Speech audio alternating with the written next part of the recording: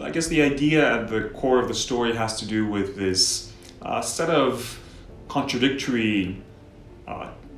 incentives for immigrants. It's a story of an immigrant family, and those two things are, on the one hand, the desire to integrate as fast as possible into the local culture, to learn local language and so on, and on the other hand, right, the opposite, which is the incentive to, or the desire to preserve your home culture.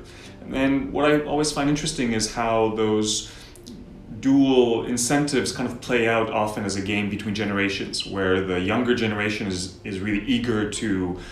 integrate as fast as possible, to make local friends and speak the local language without an accent and so on, whereas the older generation, often out of a duty to the prior generation, feels this responsibility to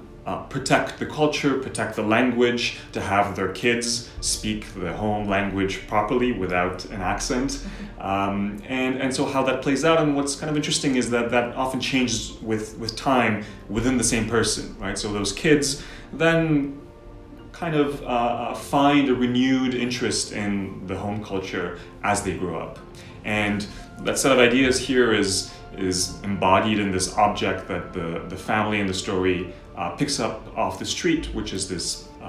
green velvet sofa.